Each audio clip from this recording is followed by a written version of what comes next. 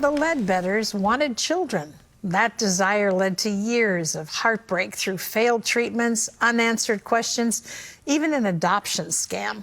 Yet through every loss, they kept going. And today, this family says they wouldn't change a thing. We just kept getting like, not us. Do they need more pictures? Not us. Do they want to call us? We would love to talk with them. Not us. Are you sure they don't want to just talk to us? Maybe if they hear our voice, they'll choose us. Married high school sweethearts Emily and Jordan Ledbetter started the adoption process 7 years after fertility treatments failed to produce a baby. They decided against in vitro in 2019 and took a year off to pray and find an adoption agency. Finally, their paperwork was done and funds were being raised. Then, as their profile was being circulated, COVID hit. The world was closed. We heard nothing. Like, we didn't hear even a potential mom was pregnant and a baby was coming. Nothing. And neither did the agency. They were like, this is uncharted for us. In the fall of 2021, the couple began working with another agency. Several birth moms were considering the Ledbetters, but they weren't picked. To where we started asking, like, is there something wrong with our profile? Why, did they give a reason for saying no? I had told Jordan, I said, I think I might have 6 more months in me. And then I'm just tired. I'm just kind of tired of this high, low. A week later, there was another one, a little girl who was due at the end of December. And this mom wanted to call us, which had never happened before. This time they were picked, and their daughter Kennedy was born December 29th, 2021. You're just in love, you know, and you just look at her and she's perfect, and you're just like, please don't take her from me. I love her, you know.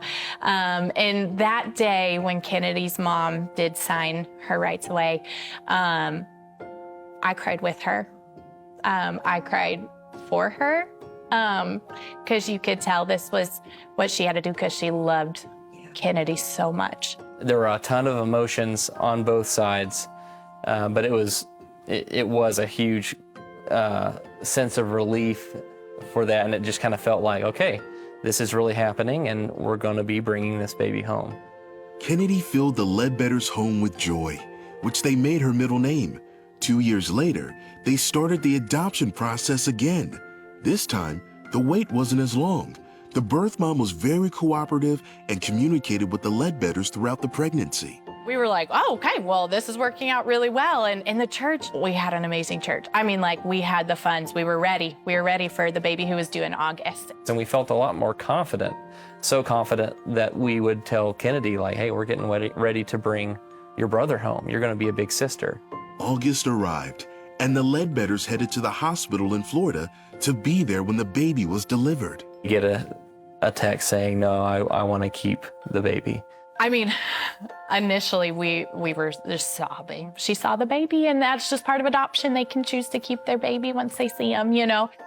However, that wasn't the case. 2 days later, they learned the birth mom had lied. The baby had been born 10 days earlier, and she had no intention of giving her baby away. The funds the Ledbetters provided were used to pay her bills. Yeah, it's the most broken I've ever felt over anything.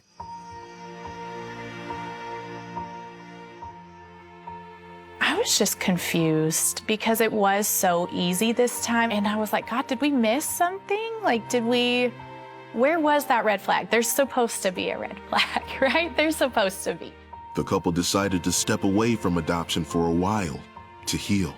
However, they were unaware that their profile was still circulating. And when a message from a birth mom in Indiana appeared 2 months later, they couldn't overlook it. And lo and behold, she selects us, and we're back in it, which is not at all what we had expected, not what we were planning, and yet we were really excited at the same time, but so much more cautious. Oh, man. Then, in November 2024, the Ledbetters became a family of 4 when Camden Drake was born. And we sobbed. We hugged each other and we sobbed because we were like, this is the Lord's goodness. This is what the Lord wanted for us. And it was truly beautiful, despite the stress and the anxiousness. And and the unknown and the sleepless nights.